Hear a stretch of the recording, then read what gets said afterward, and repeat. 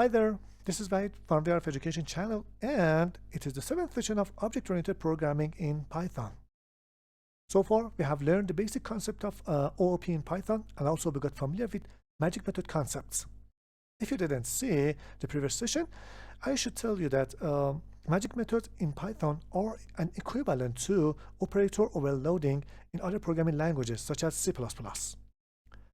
Magic methods are a special type of class methods that Python gonna call them in specific situations. For example, when we want to compare two objects using comparison operators, or we want to do arithmetic operations over objects of a specific class.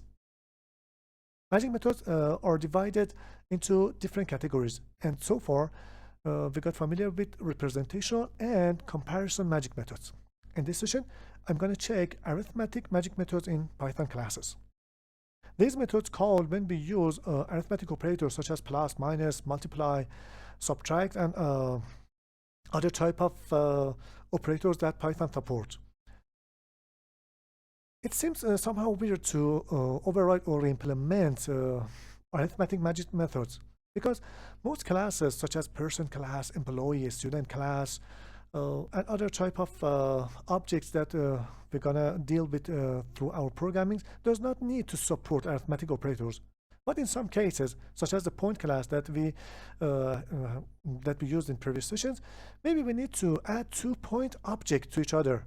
So we need to add arithmetic operator support to our classes, and we can do this through arithmetic magic operators. So let's go to VS Code and check how we can override or implement this kind of methods in our classes and use of them in our codes. Okay, let's check arithmetic magic methods inside Python. We got familiar with other type of magic methods such as equality and representational in this class in previous sessions. Sometimes we need to do some arithmetic operation on classes. For example, we can add or subtract 2 points to each other or from each other. In some scenarios that it's necessary to support arithmetic operation on Python, we can use some magic methods. So, first of all, search for Python magic methods, and you can use official documentation for Python, but this link on GitHub is well categorized for magic methods. Here we can use numeric magic methods. Not numeric, this one. Normal arithmetic operations. Add, sub, mul, floor div, true div, and all other type of arithmetic operations that Python support, we can add to our classes.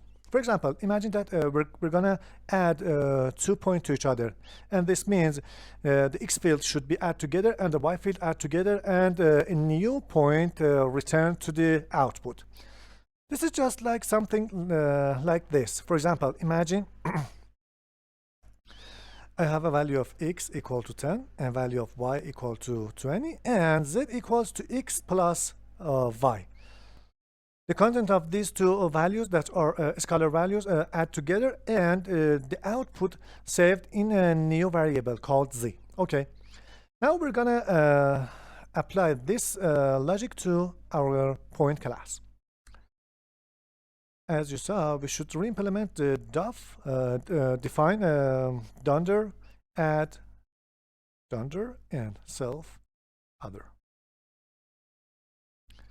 This is the basic implementation. Here we're gonna return a new point object, and we're gonna add self.x plus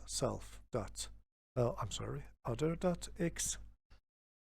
And for y value of a new point, we're gonna add self.y, the y variable from the base object, the first operand, to the y from the second operand. Okay, this is it. Now, first let's comment this magic method, and again, here we have 1, 2, and 3, 4. We're gonna 3 and 4. We're gonna add these two together. What if I just print p1 plus p2? I want to add it inside the printf statement and get the output result. If I run the application, it says unsupported operand types 4 plus point and point. So it's not supported. Here we can uncomment this one and run the application one more time. Okay, let's comment these two from the previous session. I don't need them. And run the application one more time. Oops, run the application again. Here it says that I was doing something, and output is an object of class point that is defined inside the main module and stored at this location of memory. So this is true, and because we do not rewrite the representation magic method, it shows this kind of information to us. Here we can again re-implement the dunder str method of the point class, and we should say return, not print. We should return a string as a representational information. We don't use print here. Return a formatted string. We call it class point. Point, yeah, with two literal. Okay, here is self.x and self.y. Let's run the application one more time.